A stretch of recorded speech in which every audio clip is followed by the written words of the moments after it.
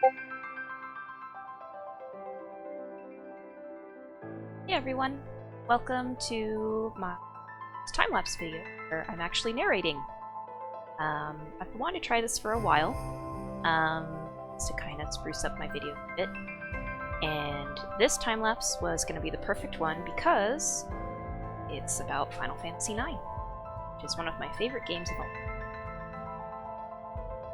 For those who don't know me very well, my name is Alaire, and I'm primarily a comic artist.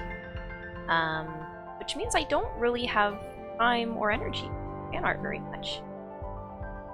The times that I do fan art, it's always random. I love a lot of things. I love a lot of games.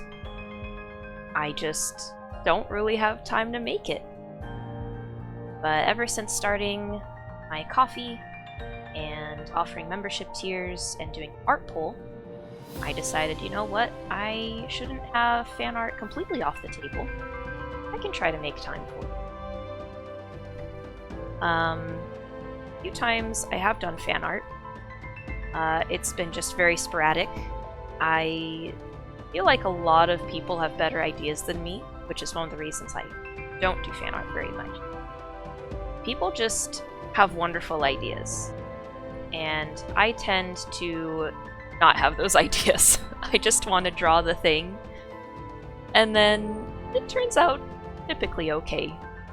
But sometimes I wish, you know, I thought of that or I thought of this instead. So, how did this fan art come to be? I believe a couple years ago, there was a call for submissions for a Final Fantasy IX magazine. So they're like, alright, show us your fan art, show us your work. And I was really excited for this one, and I don't really know why. I don't see that many... I don't see too much Final Fantasy IX fan art, or at least back then I didn't. I tend to see a bit more now. But I was really excited, and then I just had all these ideas. And the main theme with these little ideas was Zidane would be spending quality time with one of the party members. So for example, I had an idea where Zidane and Amarant could be doing Tai Chi together. Amarant is a monk. I feel like that would be fitting for him. Another idea would have been Zidane watching Freya and Steiner play Tetramaster.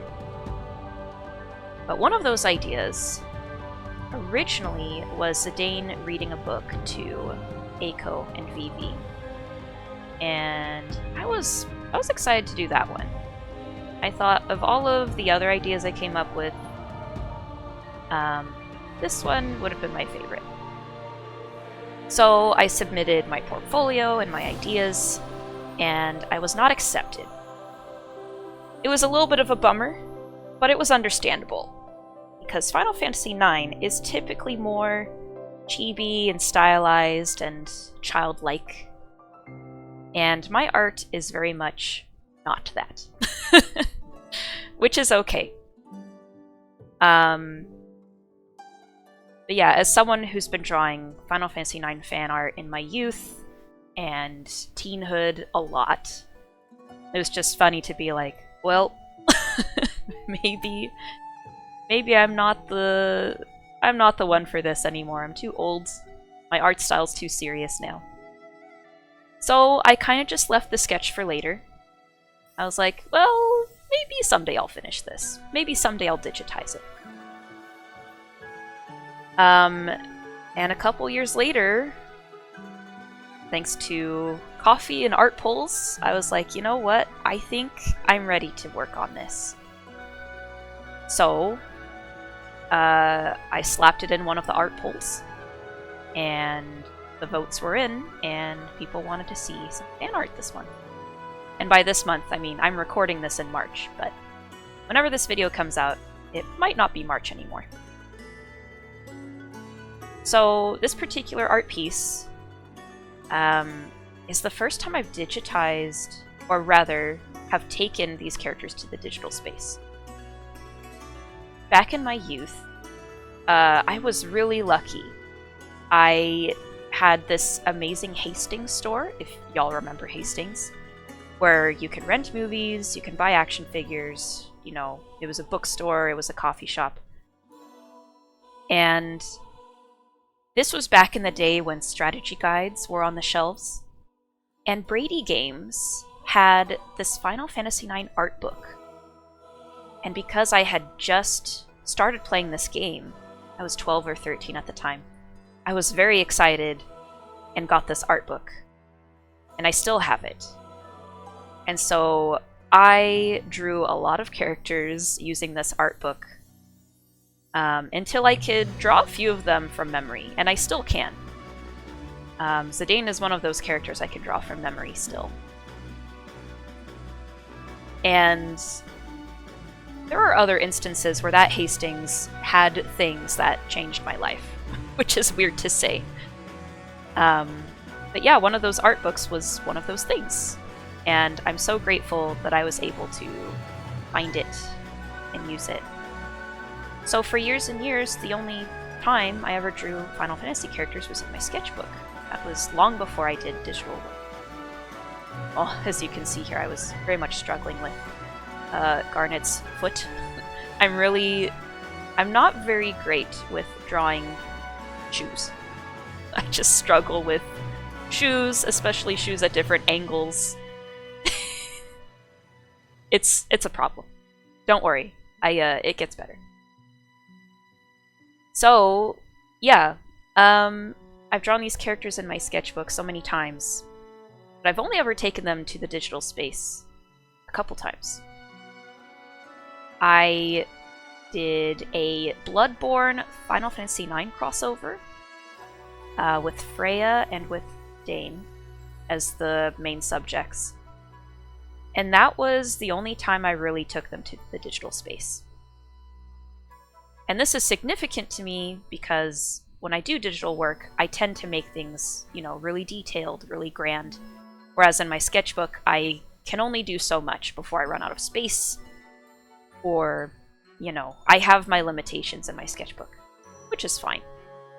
I have lots of Final Fantasy IX doodles here and there. So this was also very fun to do because I kind of got to see how I drew these characters now that I'm in my 30s. And I was very happy with how I drew Garnet. I wanted to make her still look like a teenager, but still look like herself. Because she is a teenager. Eiko was the same way. I wanted her to still look like a little baby. So yeah, at this point in the drawing, I was very pleased with how things were turning out. So, Final Fantasy IX was my first Final Fantasy. One of my... I don't know if he was a friend, but he was part of this family we visited from church. And he was into video games. And I think I had just gotten a PlayStation 1. And he recommended this game to me and let me borrow his game. And I had seen this game in the stores. I remember seeing Final Fantasy Anthology, 7, 8, and 9 in the stores. What was it? It was, wasn't Radio Shack. What was it called? I don't remember what the store was called, but it mostly sold electronics and video. I remember seeing them all the time at the store, but of course I didn't know what they were. And, you know, they looked kind of goofy to me. Especially Nine's cover. Characters particularly look very strange in this game. But that's what makes it so fun, is it is something very different. So I borrowed this game, and I booted it up, and it just turned out to be this wonderful adventure. Totally not a serious story or game until it needs to be. And boy, does it become serious. It got me into so many things. If it wasn't for this Final Fantasy game, I don't know if I ever would have gotten into it. And if I had never gotten into it and played the other Final Fantasies, I don't think my art would be how it is today. So there's that aspect. But also, this was one of the only Final Fantasies where the male protagonist was actually, like, emotionally invested in what he was doing and in the people he was with, and actually cared about the people he was with. You know, Zidane is a kid who has his own problems, but he'd much rather help others with theirs than focus on his own. And I think that's why I love Zidane so much as a character. Speaking of which, I struggled a lot with Zidane in the digital space this time around. As you can see, I was not having a great time. And I thought that was very annoying and very silly because I have drawn Zidane so much in my life. But I was like, how come it's such a problem? Because in a way, I do want to overlay my style, but I still want it to look like him. And again, because I have all this room to add details, sometimes it makes things more difficult than if I just drew it in a sketchbook and have limited space. So, yeah. I eventually left him alone for a while because I was mad at him. Like so many girls tend to be. So yeah, he just hung out there for a while as I figured things out. So, back to Final Fantasy IX. The characters are just so wonderful. This game really allows itself to be goofy and to be silly. And not in a way that's unbelievable. Some Final Fantasy games, while they have their humor and it's believable, sometimes they have humor and it's not very believable. And I'm not sure if that makes sense. But the humor in this game is believable for that world and for these characters. While as other Final Fantasies, sometimes the goofiness doesn't really match up with the story or the characters. But this one, yeah, absolutely. And that's another reason I love this game so much. It has made me laugh so much, and every time I play it, I tend to find something new that surprises me. And that's really fun, and also very unbelievable since I have played this game so much. It is definitely my comfort game. Another one of my favorite characters that is not in this illustration is Freya. I don't know what about her drew me to her, other than the fact that she's super cool. I think I just fell in love with the fact that she was just searching for someone who she had known and cared about, even though he didn't remember her. And just dealing with that despair and dealing with that heartbreak, but still carrying on and doing what she knew was right. And though she was dealing with those feelings, she learned to accept that things were going to be different. And whether she ended up back with her love or not, she had definitely grown as a character. And she's one of my favorites. I even considered naming one of my children after her. But that didn't really work out because we had a boy. I mean, I guess I still could have named him Freya, but I don't know. In this day and age, I could. But yeah, Freya has meant a lot to me as a character as well. Really, really impacting little me. But yeah, Zidane and Freya are just my favorites. They're just wonderful. Every character's wonderful. I don't feel so much of an affinity to Amarant, as he comes in so late in the game. Eiko grows on you a little bit. And she's with you for a good amount of time.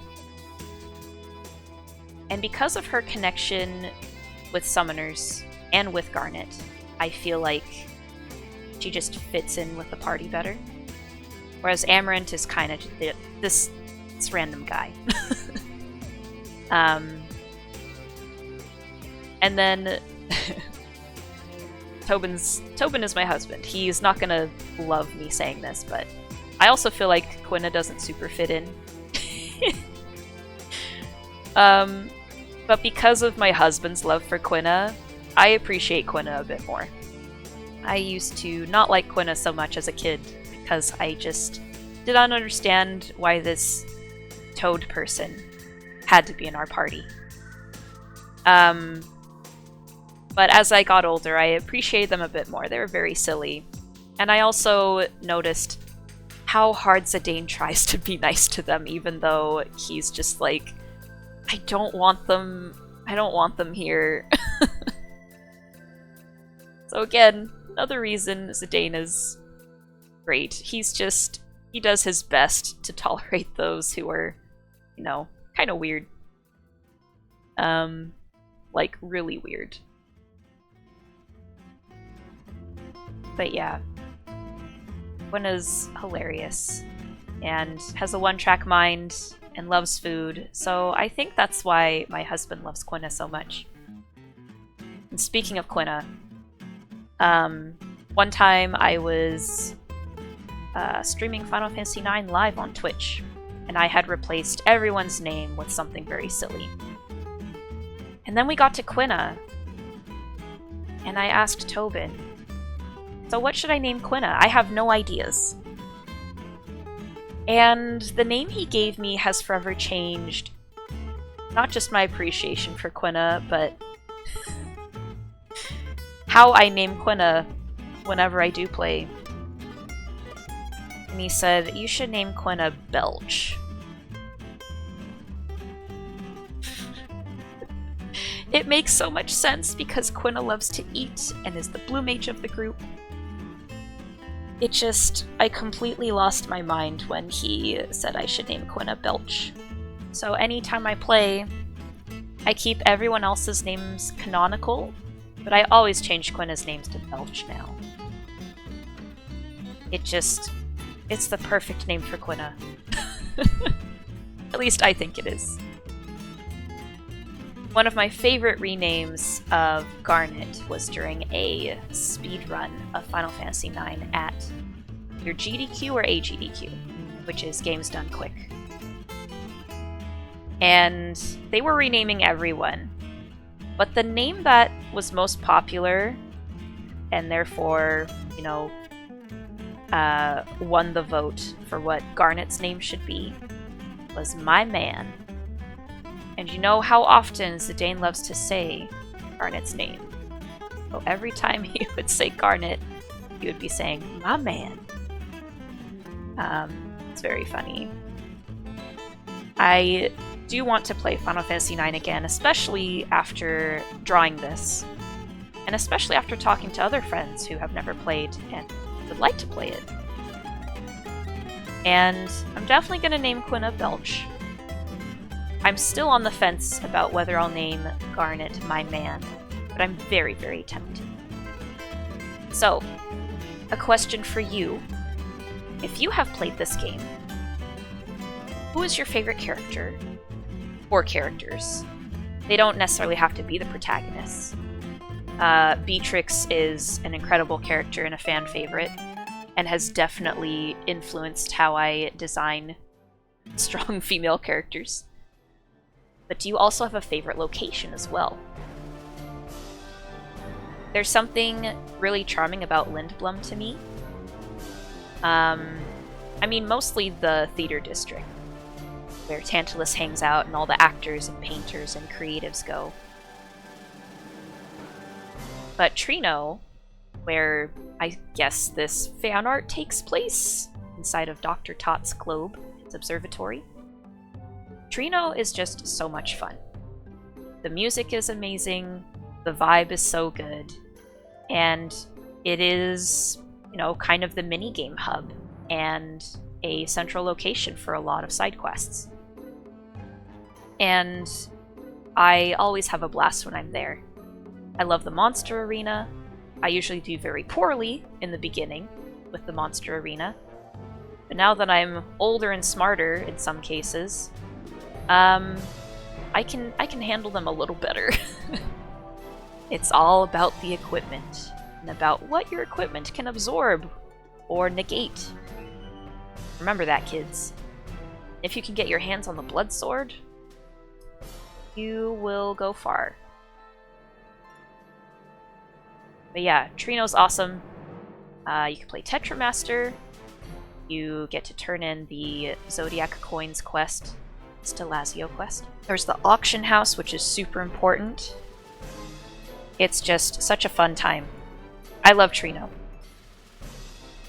I think my absolute favorite location, though, is a secret location that you could miss.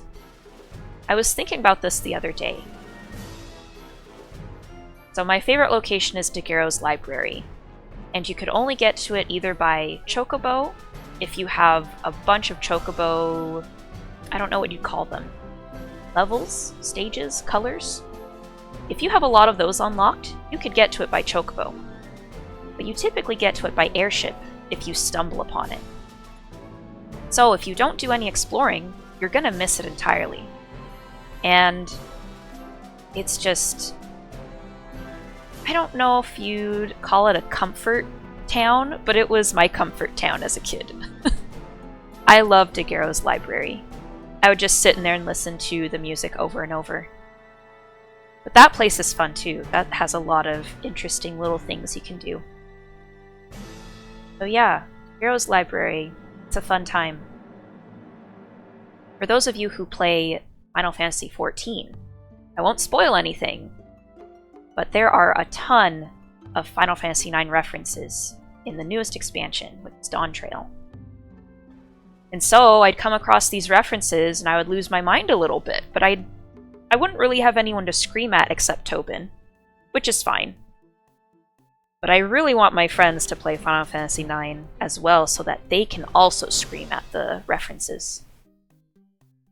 I also love how they incorporated a few Final Fantasy X things into it, and I hope they can put in more. So it seems like this expansion has quite a bit of 10, 9, and 11 in it, which is fantastic. I also saw in the newest patch coming out, which is 7.2 at this point, there's going to be some big Final Fantasy IX reference drops, and I was definitely losing my marbles a bit. So, definitely going to play that at some point. But yeah, if you really enjoy Final Fantasy IX, definitely play Final Fantasy XIV. Final Fantasy XIV is basically just everything. Everything you ever loved about Final Fantasies, just all in one place. And then it has its own narrative too, and it's very good. And with all of these Final Fantasy IX hints dropping in Dawn Trail, and with the announcement that there's going to be a Final Fantasy IX anime, I'm just waiting for my remake, and I know it's going to happen. Pretty sure there's been some leaks saying that Final Fantasy IX and a couple others are going to be remade.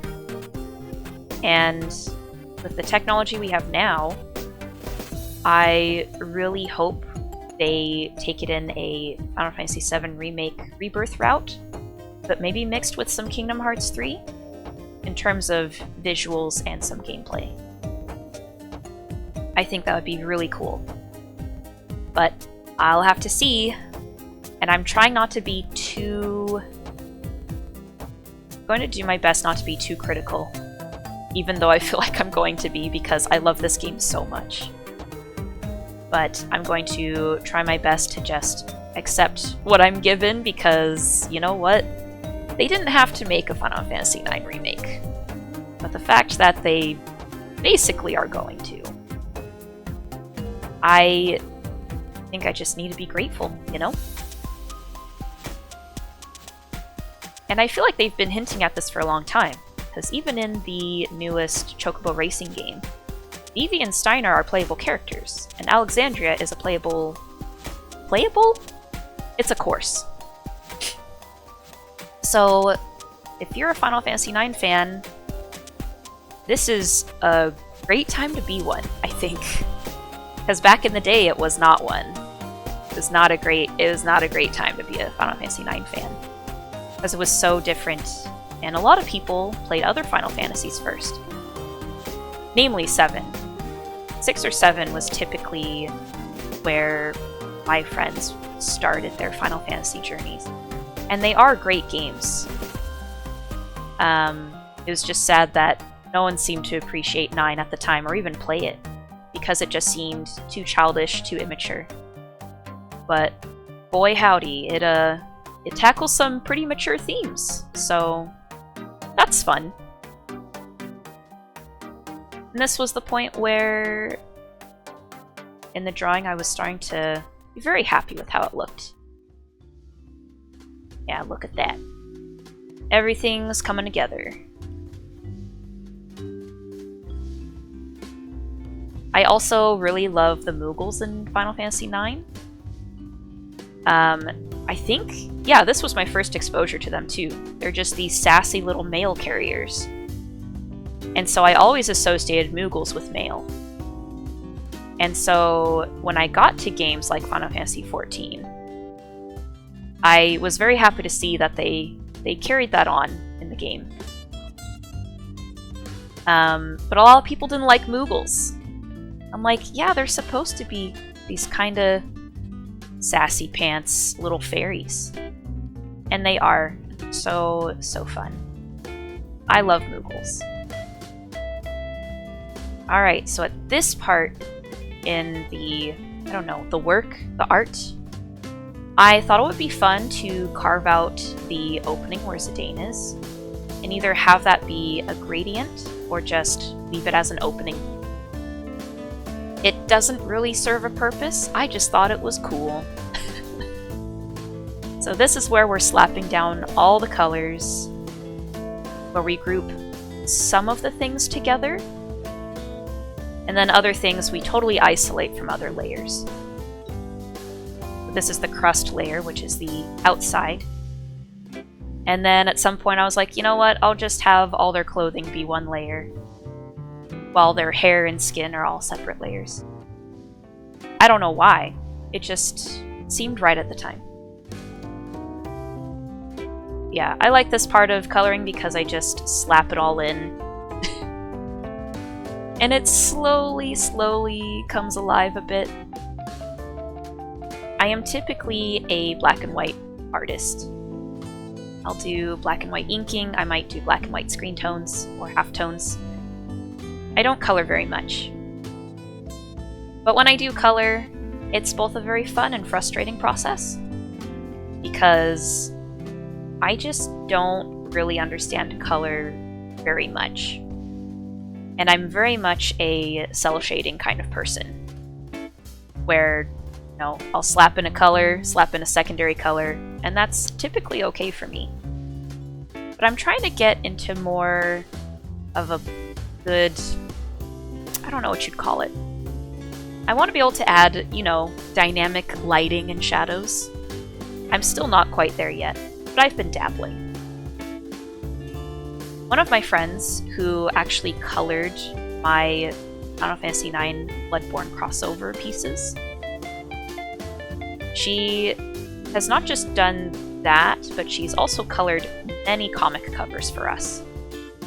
And by kind of emulating her work, she basically taught me how to color. I would try to do the things that she did, and so now this is just how I color. Put in all the flats. Maybe I'll add a gradient here or there to make it, I don't know, make it look a little better. To understand where I want to go with it. But yeah.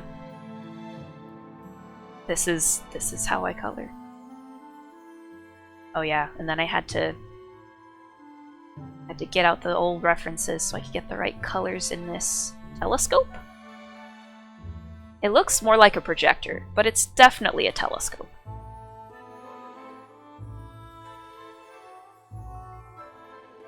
So we're not quite at the exciting part when I start using gradients and blending some colors together with my screen tone brush. But we're almost there. Oh yeah, I forgot some of the pillows. Trying to figure out colors for things that I didn't really plan on putting in there is also a pain sometimes. Like the pillows Eiko is resting on. Yes, the pillows are there, but did I consider what color I wanted them to be? Not really. Oh yes, and what saves me in my colorings are overlays. I'm not very good with palettes, especially when the lighting is either lighter or darker than local color, if that makes sense. So local color is like the base color of something. For example, a banana's typically local color is just yellow.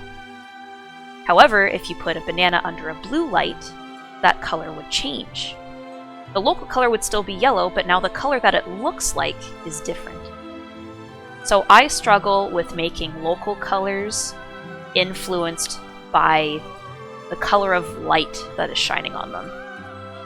So because I do not possess this ability, I can't visualize it. That's why I use overlays. Because I'm still not very good with colors or color theory. So there's going to be this long segment where I am just cleaning up stuff. Smart people with big brains would probably use the lasso tool and then use the paint bucket so that they don't have to clean up. But I'm very smooth-brained. And this is not an offense to other smooth-brained people. I'm with you. This is just... I feel like whether I do a sloppy coloring job and clean up, or I do a lasso job and don't clean up, it's going to take me just as long. Like, no matter which route I take, it's going to take a long time. I feel like they would even out. But maybe that's not true. But this is just the way I do things at this moment in time. So I'm not going to be cleaning up everything on this map, because I have so many other layers going over it. I'm basically just filling in the parts that I need, cleaning up the parts that are going to be visible, and then I just leave the rest for... Just leave the rest. I don't leave it for anything. I don't go back to it. That's just... It's just where it is. Alright, so this project... I don't know if I want to call it a project, because projects are usually longer than 12 hours. But this project, this art piece took me 12 hours, just about. There are some things I didn't record, typically towards the end. There was a little bit more cleanup I needed to do, so that part is not recorded, because I feel like it's not very important. However, I guess with that time in mind, or added, I would say it probably took me 13 hours. So the times that I could work on it, I worked on it a little bit at a time, and I recorded a little bit at a time. I mostly did this during March break, which is, in Canada, just spring break. So kids are out of school. There's a lot of fun things that the library and these do around here. But we were busy. At the times that we had Cyrus's friends over, Cyrus is my son, I would just work on this, because I could start and stop anytime.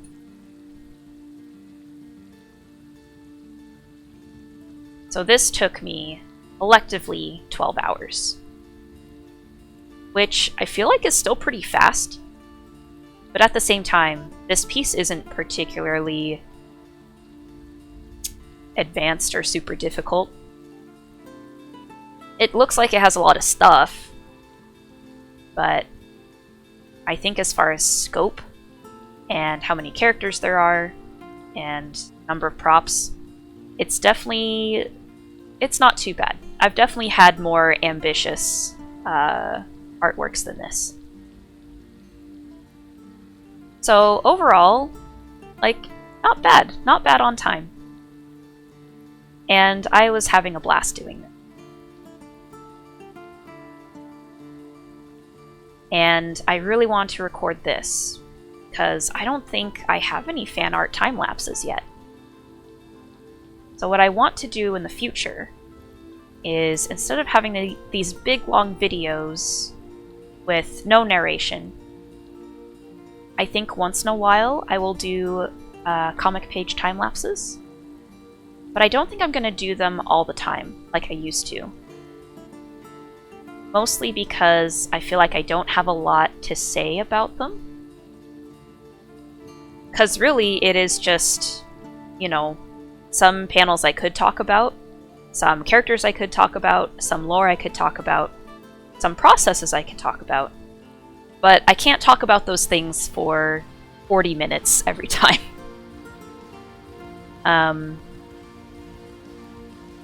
So I think it would be in everyone's best interest if I did time lapses of, you know, fan art or commissions, or just, you know, kind of one-shot things, and then I made narrated videos of those. So that, you know, if you didn't want to watch the whole thing, you could at least listen. I like listening to people talk in a lot of their videos. Even if I'm not watching, I can kind of visualize what's happening because they're talking. So, yeah, I will try to just keep bettering my process and bettering my videos in the hopes that they'll become more, I don't know, concise, more better. Yeah. Oh, I like this part. I really like coloring hair. I liked coloring Zidane's hair. I really liked coloring Garnet. What I typically do is I take, you know, the lighter part and use that as highlights for the darker parts, and then I take the darker parts and use those as shading for the lighter parts. Very simple thing that I do to color hair. Of course, I loved doing Eiko's hair because it's cool. It's very fun to do. Yeah. Everything's coming together. But we're getting into the nitty-gritty parts. So yeah, I hope that's okay with you. So I might also be uploading less videos, but they will be narrated. And if narration isn't that important to you, let me know. Because if I don't have to narrate, that's just less work for me to do. I understand a lot of people who narrate their videos have a script. Well, guess what? I didn't write one. I wrote down some points I wanted to talk about, because I wanted to make sure that my thoughts were kind of organized before going into this. But I don't think I want to go that hardcore. Unless I want to talk about something very specific. But for these videos, I just want them to be chill. Yeah, if you enjoy me narrating these videos, I will certainly do more. If not, let me know. If you just like my time-lapse videos where I just play music and don't have narration, please let me know. Any kind of feedback is not going to hurt my feelings. It's just going to help me consider what I can do better, and also what I'm willing to do. So if someone suggests I should have something in my videos, I will consider it. Whether I end up doing it or not, it's still good to think about those things. Because there are things I haven't considered doing before that might be really good for videos or for my channel in general. So please comment if you have any kind of feedback or ideas or suggestions for time-lapse videos. Also, if you'd like to watch me draw live, I do draw comics and commissions and other fun things on my Twitch channel. I have all my links to all my things in the description below. I typically stream on Tuesdays and Thursdays at noon Eastern Time. Typically, I will be drawing my comics, as I'm always trying to draw comics. Right now I'm in the middle of our third book of Crown and Anchor, which is a sci-fantasy pirate adventure. Definitely inspired by games like Final Fantasy and Fire Emblem and Legend of Zelda, and maybe a little Cowboy Bebop. So primarily I do comics, but I would like to do more pieces like this, which is why every month you can head over to my Ko-fi and you can vote in the art polls for free. You don't have to be a member, you can just sign in with your Gmail or whatever it is you like to sign into things with, and you can vote on what I draw during the next month. I typically make these polls in the middle toward the end of the month, so you should have plenty of time to go and vote. Next month, I'm thinking of doing some crossovers with Crown and Anchor. Maybe a new deity. I used to draw a bunch of deities every month when I had a Patreon. And that was before I had a child. I had a Patreon and I did live streaming. And then I closed up shop because I just couldn't keep up. There were other things more important to me at the time, like raising a child for the first time. But now that my son is in school, I decided to try live streaming again, and to also open up Ko-fi, because Ko-fi is just like Patreon, but with a few more things, like a shop, a commission form, and I like that you can do one-time like donations, or you can become a monthly member.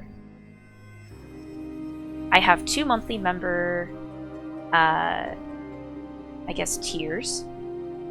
One is for $1, and one is $5. With the $1, you can see the results of the art polls, vote in the art polls, and you can get a bonus page of our comics every week. The $5 tier has more features, such as mini comics and discounts and some other things. So, if you would like to become a member, I have a link for my Ko-fi in the description below. But if you want to find me on social media or pretty much anywhere, you just have to look up Shining Capella. Alright, we're finally coloring Vivi, everyone's favorite. Everyone loves Vivi. And if you don't know Vivi, he is just this wonderful, timid little boy. He's trying to figure out who he is, he's trying to figure out the world around him, and he's on his own. The only family he had isn't around anymore, and so zidane immediately takes him under his wing. And everyone else accepts him too when others refuse to. And I think he resonates with a lot of people, because he is trying to figure out his identity and his place in the world, and he is very different from anyone else in the world, and he's just trying to figure that out and trying to navigate that. But luckily, he has really good friends and a found family who help him get through it. And his character arc is very good. And to see him become who he is at the end is wonderful to see. And he's just the sweetest.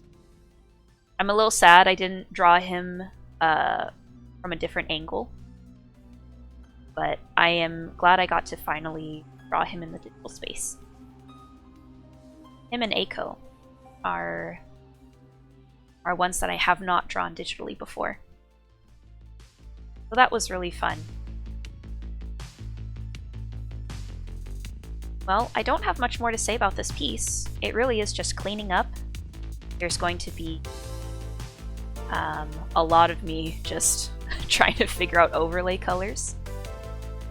But otherwise, I hope you enjoy the music that I selected.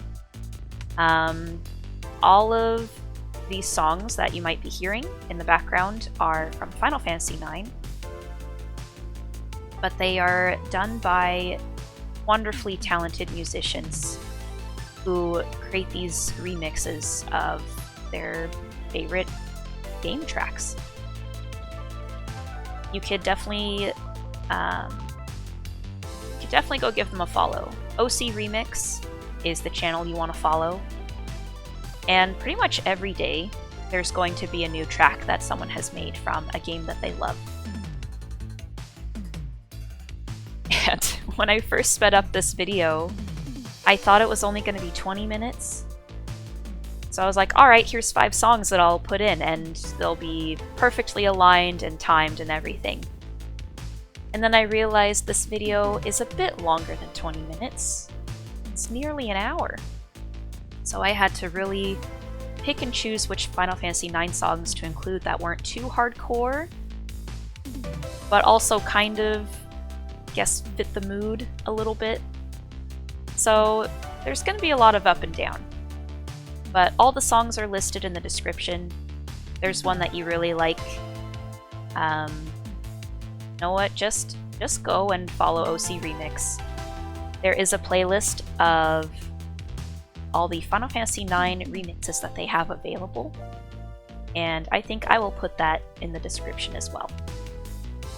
But you don't have to, you know, try to find each one individually. You can find them all in one place.